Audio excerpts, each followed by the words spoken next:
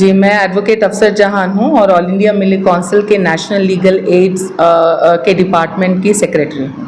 ये press conference की चीज़ को लेकर रखी गई है। ये जो चंडोला लेक में मास डिमोलिशन हुआ है, इसको लेकर हमने आज प्रेस कॉन्फ्रेंस बुलाई थी और इस प्रेस कॉन्फ्रेंस के तहत हम गवर्नमेंट को अपील करना चाहते हैं कि जितनों को आपने डिस्प्लेस किया, इनका फ़ौरन रीसेटलमेंट और रिहैबिलिटेशन का इंतज़ाम किया जाए और मिली काउंसिल भी जो है ये कोशिश करेगी कि इनका सोशल स्टेटस, इनका मान सम्मान वापस लाया जाए और साथ में लीगल फाइट जो होगी आगे वो भी हम करने के लिए तैयार हैं। क्या मेन मुद्दे जो मानव का उल्लंघन किया गया वहाँ जी, जिस तरीके से आप सब जानते हैं कि किस तरह से आधी रात को फोर्सफुली पूरी पुलिस फोर्स घुसती है पूरे इलाके में, घरों से निकालती है, आदमियों को, औरतों को भी नहीं छोड़ा, बच्चों को भी नहीं छोड़ा और उसमें बीमार लोग भी थे, ऐसी औरतें भी थी जो प्रेग्नेंट थी, हामिला थी, उनको भी तमाम को एक खुले मैदान में जमा किया जाता है, वहाँ से 2-3 किलोमीटर तक परेड करवाया जाता है। फिर आप जैसे ही कोई ज़िम्मेदार रिपोर्टर्स जब सवाल करते हैं तो फिर औरतों को छोड़कर मज़ीद 5 से 7 किलोमीटर मर्दों को जो है रैली निकलवाई जाती है, उनको बांग्लादेशी कह के लेबल किया जाता है और पुलिस कस्टडी में 2-3 दिन इलीगली उनको डिटेन किया जाता है जस्ट टू फाइंड आउट कि इनके डॉक्यूमेंट्स कितने लीगल हैं। और ये भी आश्चर्य की बात है कि उन लोगों ने, जितने लोग थे 1000 में से 850 ने तो अपनी आईडीज़ प्रूव भी कर दी और वो गुजराती ही निकले, इंडियंस निकले और कुछ लोग जैसे आप जानते हैं वेस्ट बंगाल के थे जो काम करने के लिए यहाँ आए थे और बिहार के कुछ लोग हैं। इन तमाम के साथ भी बहुत टॉर्चर जैसा सलूक किया, मतलब इनके आधार को उन लोगों ने एक्सेप्ट नहीं किया कि आधार कार्ड नहीं चलेगा, बर्थ सर्टिफिकेट नहीं चलेगा। फिर किस बेसिस पे पूरे मुल्क में आधार कार्ड को वैलिड माना जाता है, हर जगह आधार कार्ड को प्रोड्यूस करने के लिए कहा जाता है। बहरहाल उन लोगों ने अपने गाँव से, सरपंच से जो है एक्नॉलेजमेंट मंगवा के अपनी आईडी, अपनी शनाख्त को प्रूव किया और 2-3 दिन जो डिटेन रहे, ये पूरा जो है डिटेन्यूज जो होते हैं, एक्यूज जो होते हैं, उनके भी कुछ राइट्स है संविधान में, उसका भी इन लोगों ने उल्लंघन किया। तो हमारी इस प्रेस कॉन्फ्रेंस के तहत ये अपील है, हम कोर्ट में भी ये अपील करेंगे कि वो अफसर जिन्होंने DK बासु के केस में सुप्रीम कोर्ट के गाइडलाइंस का ऑनर नहीं किया और जिन्होंने ह्यूमन राइट्स कमीशन के गाइडलाइंस को ऑनर नहीं किया और इनके साथ इतना बदसलूकी की, ये व्यवहार किया, इन अफसर पर जो है कार्रवाई की जाए, लीगल एक्शन लिया जाए। हम इनके लीगल एक्शन के लिए भी एक अपील करेंगे कोर्ट के साथ। खैर, डिमोलिशन तो एक ब्लैंकेट ऑर्डर के तहत हो रहा है, जिसमें मैं ख़ास तौर से देखती हूँ कि ड्यू प्रोसेस ऑफ लॉ को पूरी तरीके से नज़रअंदाज किया जा रहा है। अगर वो इलीगल ऑक्यूपेंट्स हैं, दूसरे फेस में इन्होंने कहा कि ये तो इलीगल ऑक्यूपेंट्स हैं, अगर इलीगल ऑक्यूपेंट्स हैं तो भी कोड ऑफ सिविल प्रोसीजर और ट्रांसफ़र ऑफ प्रॉपर्टी एक्ट पूरा एक due process of law establish करता है ऐसे इलीगल ऑक्यूपेंट्स को रीसेटल करने के लिए या दूसरी जगह इनको हटाने के लिए, जिसको बिल्कुल अनदेखा किया गया, फॉलो नहीं किया गया। और इसके तहत ये भी तो समझना होगा गवर्नमेंट को कि जो रोज़मर्रा की मजदूरी करने वाले लोग हैं वो कहाँ जाकर बसेंगे। क्या आपके पास इतने शेल्टर होम्स हैं जो आप इनको सहारा दे सको, या फिर आपके पास कोई ऐसा रिहैबिलिटेशन सेंटर आपने तैयार पहले से करके रखा जो इनको वहाँ जगह दे दे। ये रास्तों पे फिर रहे हैं और जो अपने रिश्तेदारों के पास गए वो खुद भी गरीब हैं, कितने दिन इनको पाल सकेंगे।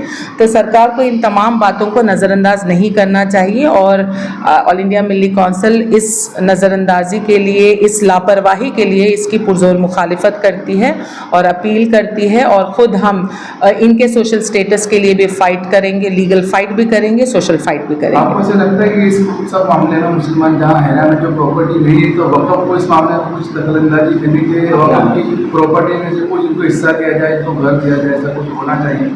क्या सरकार के पास प्रॉपर्टी की कमी है जो वक्फ की प्रॉपर्टीज़ दे दी जाए? हाँ, लेकिन अगर वक्फ की प्रॉपर्टीज़ टेम्परेरी जो ऐसी पड़ी हुई है, अगर वो चाहते हैं कि टेम्परेरी वहाँ एक रिहैबिलिटेशन सेंटर बनाया जाए और गुजरात गवर्नमेंट के पास इतनी ज़मीनों की कमी है तो फिर वक्फ प्रॉपर्टी की भी मदद ली जा सकती है, इसमें कोई दिक्कत नहीं। इस चीज़ को लेकर वक़्फ़ के भी तो आगे आना चाहिए नहीं? तो ये सारा तो सरकारी ये सारी तो सरकारी डिपार्टमेंट्स है। सरकार को सोचना चाहिए कि वो ज़मीन कहाँ से लेके देंगे, रिहैबिलिटेशन कहाँ से निकाल कर देंगे। 45 डिग्री की धूप के अंदर जो लोग परेशान हैं, तो उनको लेकर वक़्फ़ के भी कहीं न कहीं तो अभी टेम्पररी उनको जगह देनी चाहिए ना, बाहर आना चाहिए ना। हाँ, वक्फ की जिम्मेदार मैं नहीं, मैं वक्फ बोर्ड की चेयरमैन नहीं हूँ। वक़्फ़ के जिम्मेदारों को बिल्कुल, मैं वक्फ के जिम्मेदारों को भी ये कहती हूँ। लेकिन देखिए, अभी अब हमने जब फैक्ट फाइंडिंग की तो यहाँ पर एक दरगाह है, शाह आलम दरगाह है ना, जिसके करीब चंडोला लेक है। तो ये दरगाहें, मस्जिदें वक्फ की ही प्रॉपर्टी होती हैं, और जब लोग वहाँ पे आश्रय लेने के लिए गए थे, पुलिस ने उनको वहाँ से भी भगा दिया। वो तो वक्फ की प्रॉपर्टी थी ना, तो पुलिस ने क्यों वहाँ पे आश्रय लेने नहीं दिया? हमको पता चला सुबह में फैक्ट फाइंडिंग रिपोर्ट में कि वहाँ भी वो लोग उनको शेल्टर लेने की इजाज़त नहीं दे रहे। तो हैरत ये हो रही है कि पुलिस इनके पीछे पीछे फिर के क्यों पीछे पड़ी है कि वो कहीं भी आश्रय ना ले पाएँ।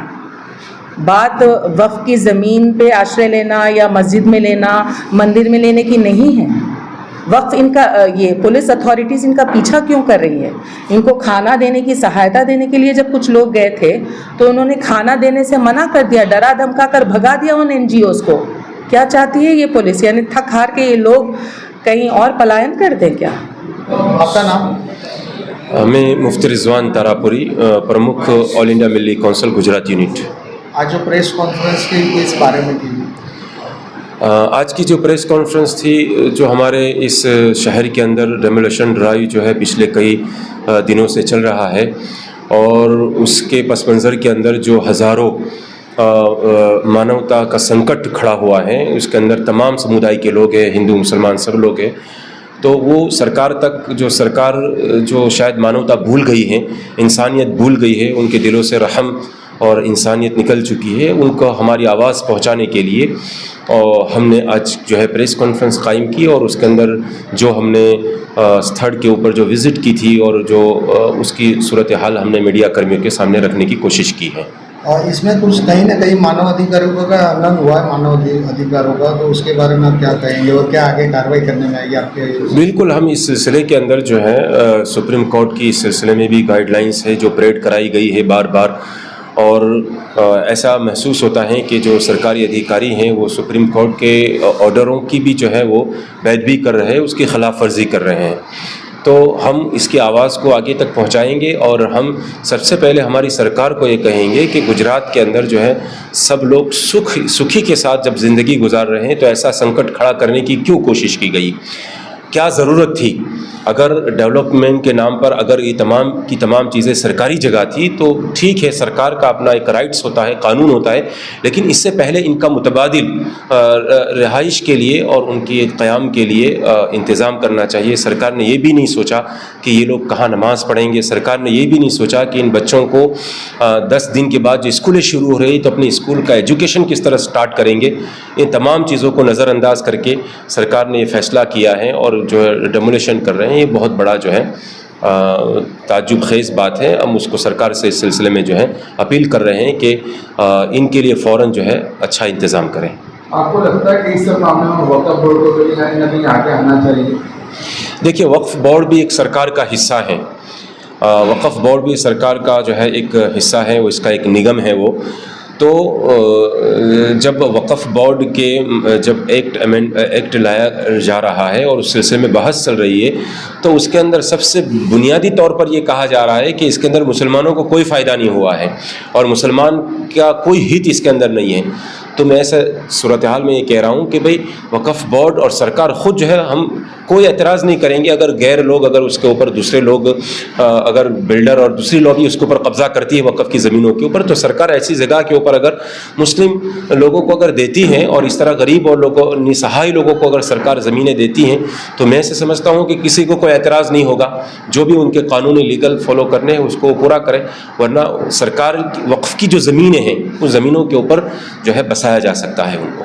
आगे की लड़ाई आपकी किस तरह की? बस हम इसको लीगल जो है उसको आगे बढ़ाएंगे, लीगल फाइट करेंगे। सरकार के अंदर हम हमारे पास बहुत सारे सुप्रीम कोर्ट की जो है गाइडलाइंस है, उसके अनुसंधान के अंदर हम गुजरात हाई कोर्ट के अंदर जाएंगे इंशाल्लाह।